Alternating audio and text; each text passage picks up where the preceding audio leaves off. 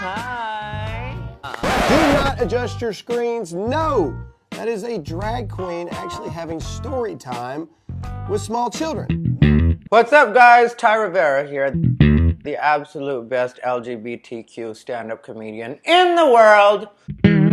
I was gonna do a video about a roast battle, which just came out on Comedy Central, and I was also gonna do a clip about the Bruce Willis roast. But then I saw this and I was like, you know what? I need to talk about this. So I'm gonna show you guys this clip and we'll talk a little bit about it. By now, most people have seen this gem of a video. Hi, my name is Miss B and I am a drag queen, and this is Drag Queen Story Hour. Give it up for yourself. Yeah. Do not adjust your screens. No, that is a drag queen actually having story time with small children. Now, I'm not saying that those children are in danger in any way, shape, form, or fashion with this drag queen. I'm simply saying that perhaps drag queen story time with our children is not exactly the best thing to do.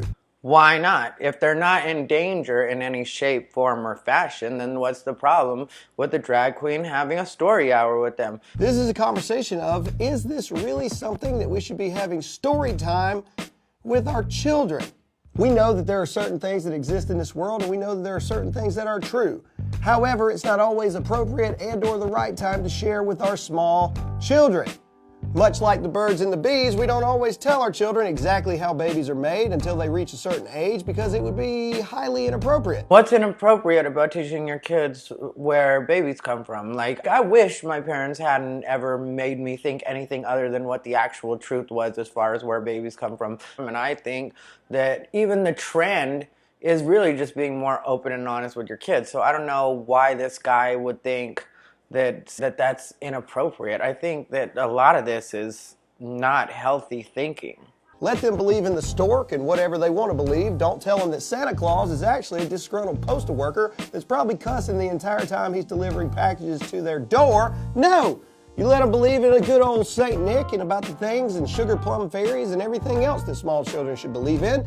Should believe in. So we're deciding that all children should believe in Santa, because I get it, and I'm not one of those people that's against religion. I was raised Catholic, and I'm happy with that, and I believed in Santa when I was a kid, too. But at the same time, I think a lot of times if kids knew that their mom and dad were actually having to come up with the money for these things, they'd be a lot easier on Santa.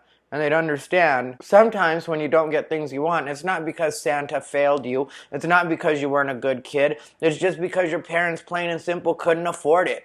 Like, that's a lot better than to think, oh, maybe I wasn't a good enough kid. Maybe I didn't do good enough in school, and that's why Santa didn't get me what I wanted. No, it was that mommy and daddy couldn't afford it this year. This guy, like I said, he's cute, but he's got it all wrong. Because they need to grow up and be old enough to make decisions for themselves. In the video, you see them talking about being a drag queen superhero when the little girl simply says, I just want to be a superhero. I would like to be a superhero.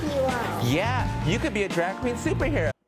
Now, I think the drag queen in this story just said something that was just trying to be fun and keep with the theme of drag, because that makes no sense, that, like, telling a little girl that you can be a drag queen superhero. And what's bad about that? The little girl can actually wear makeup and high heels, or wear too much makeup and high heels. How's that bad? How's that counterproductive that you're telling a little girl? Maybe if she had said that to a little boy, then I could see somebody being like, yeah, that might be a little, like, you don't want to tell the little boy that he's going to be a drag queen superhero. But when you're talking to a little girl, what's the matter with that? Like, just stop it. Why can't you just let little kids be what they want to be and not mess with their little minds of purity? See, I have a problem with that, thinking, like, not mess with their little minds of purity, when a lot of parents, when they're little, they're like, you know, when they're very little, they start putting in them, like, you know, oh, he's gonna be a heartbreaker. He already loves the girls. And it's like you start putting this expectation on your kids that they're supposed to be heterosexual, when in some cases they aren't. And then they feel like they're letting you down. And I feel like, yeah, if we're going to leave the sexuality part alone, I'm fine with that, but I don't think this drag queen is coming in talking about sex with men or same-sex sexual relations. I think they're just there to tell a story about maybe drag and people that live a different way. Why can't you just let them be children? Why do we have to force feed the subjects of controversial things down our young people's throats every single day? Can't even have Jesus in the school anymore. The Pledge of Allegiance is under attack. Well, I'm with you there. I mean, like, I think we should be able to still have Jesus in school, and then your parents would have to explain that too. I just was talking to a friend of mine about this, and I'm not going to put his name out there because I'm not trying to throw him under the bus, and I'm not trying to make it like where like he and I didn't have a good conversation. He, in the end, didn't agree with me, and I still don't agree with him. But I mean, like, we had a respectful conversation. It wasn't like it just devolved to you're a piece of shit, you're a piece of shit. I respect him, he respects me. We just don't think the same on this particular thing. But at the same time, I think that you should be able to talk about Jesus in school, and you should be able to talk about evolution in school. You should be able to talk about sexual orientation and gender fluidity and all of it. And then at the end of the day, you go home to your parents, and then your parents say, hey, this is the way we think. This is the way that we were raised. If you're raising good kids, they're going to be good people. And if you think that gay or LGBTQ is bad, then that's more something wrong with you than anything to do with your kids. But by God, you can have drag queen people having story hour about gender fluidity to 6-year-olds. At the end of the day, I think I speak for most parents when I say that I send my kids to school to learn about America, math, English, not whether or not they should accept drag queens, accept transgender people, or understand what the LGBTQ community actually has to say. But all of that is a part of America. Like LGBT, trans, drag, all of that is a part of America. So how is that not? If you say that you send your kids to learn about America, if you're saying American history, a lot of that is a lie, and we all know that. So, like, why don't you let your kids learn about what's right now so that they can be productive adults, which is what I think you're after. Because that is not why we send our children to school. We send our kids to school to learn how to be productive members of society. Productive members of society, just like I suspected. That's what you wanted your kids to be. Well, that's what your kids will be when they learn to accept that there are people that do drag in the world. There are people that are LGBTQ in the world. There are people that are trans in the world. And if you look at the way things are going, things are only going to continue to get more and more open. And it's not changing anybody from, oh, I was going to be straight, but now I'm gay because I saw this on TV. That's not the way it works. It's the dumbest thinking ever. And this guy is so frustrating because I saw another clip from him that ironically is him saying that he wishes people would judge him by his actions and not what he looks like because Christians were judging him about his tattoos. So by now, most of you saw the post I made the other day about what this Christian woman said to me. It's not unknown. I have tattoos. I have a lot of them, actually, and you would have to be pretty blind to miss it. And I don't normally let comments bother me, and it's not so much that this comment did, but it just got me thinking about what this woman said. She says, Graham, I really want to like you and your message, but your tattoos make you look trashy and take away from your message, and as a Christian, I just can't stand to look at you. And now here he is judging people by what they look like. Like you're upset because it's a drag queen. Wow. Wow. Talk about judging somebody by their cover and not by what's inside of them. But you admit that they're not doing anything wrong, and it looks like a fun story hour. So what does it matter? Not to be caught up on cultural trends of what is right or wrong within sexual preferences. Drag queen is not a sexual preference, nor is it a sexual orientation. It's just not. I think I speak for most of America when I say leave my children alone, stick to what we actually send them to school to learn, and leave it at that. Anyway, ultimately what I'm saying is if you raise your kids right, you have nothing to worry about. If you're willing to have an open dialogue with your kids about different things, there's nothing to worry about. It doesn't matter how young they are. It's just another thing they're learning, and it's going to make them better prepared for what the world is like. Things are going to continue to get more and more open as far as LGBT goes and sexual orientation and gender fluidity and all of that. So whether people like it or not, you really are doing your kids a favor by letting them at least see this and know it's out there. Even if you're like, hey, yeah, you're probably not going to hang out with these kinds of people, but really, who's not? Really, who's not? Because if you pay attention to like Drag Race and stuff like that, or if you go to a drag show, if you go to a gay bar, you'll notice everybody's starting to mix now. So you're really doing your kids a disservice by trying to make it so that they're not exposed to these kinds of things. I mean, like, grow up. That's where I'm at with it. Let me know where you guys are. I'm sure some people are going to disagree or whatever. And overall, I don't technically dislike this guy. I just think he's misguided and doing things for clicks.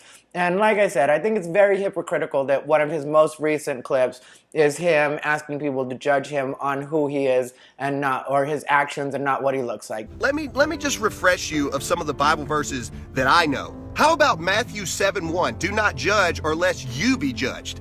Or Luke 6:37, do not condemn or lest you will be condemned. Or how about Luke 6:31, do unto others as you would have them do unto you. Wouldn't it be nice if the world and society in general did not judge books by their cover, but judged a man or a woman by their actions as an individual, not just what they looked like? And wouldn't it especially be nice if Christians exemplified that persona and that mindset? I refuse to believe that God sent his only son to die for all of us so we could believe in him and have everlasting life, for us to claim to be Christians and do nothing but point self-righteous fingers at other people that aren't living the way that you deem that they should be living. Stop asking people to be better than you yourself are. Am I a perfect Christian? Absolutely not. Am I the de facto Christian to try to be? Absolutely not.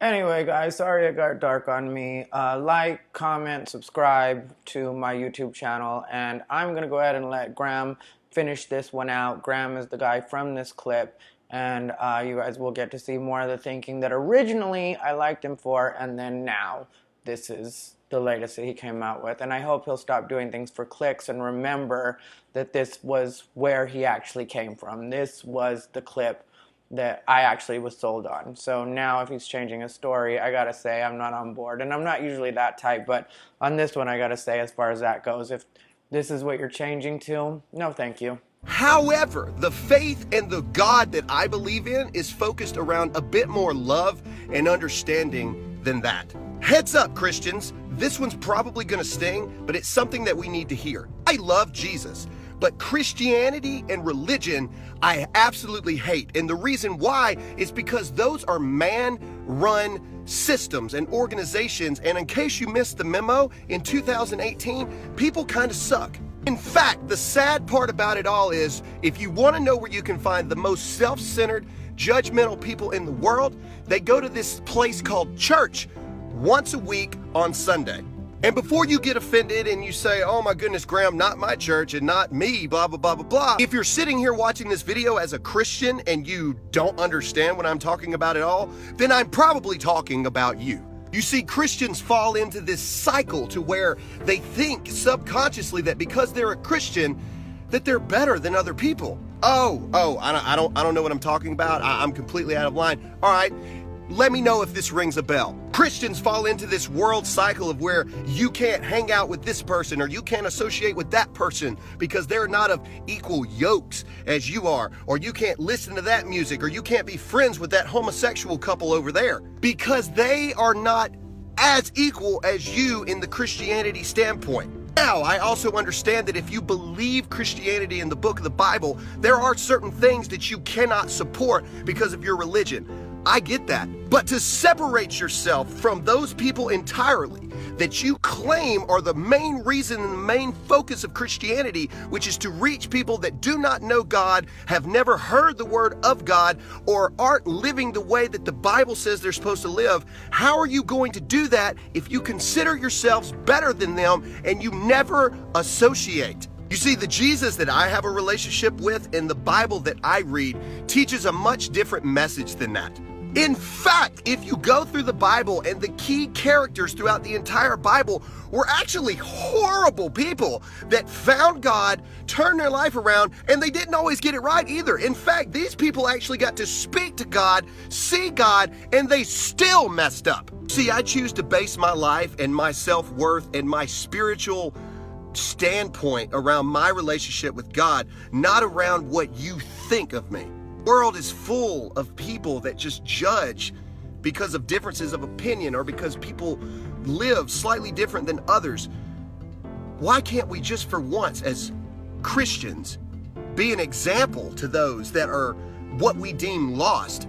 Why can we not for once stop acting like we're better than everybody else and truly exemplify what Jesus actually stands for? See, the world is full of enough hate and the world is full of enough division that the church and the people that are supposed to represent the church shouldn't be adding to that.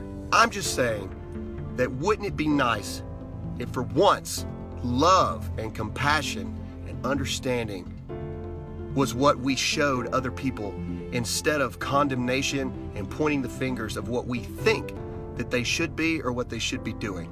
After all, John 3:16, which is the staple of Christianity, says, "For God so loved the world that he gave his only begotten Son, that whosoever shall believe in him shall not perish but have everlasting life." John 3:16 does not say, whoever does Christianity the way that we think it should based on the scriptures that we choose to pinpoint and believe in and get rid of the rest of them should be accepted into our clique and our group and be called Christians.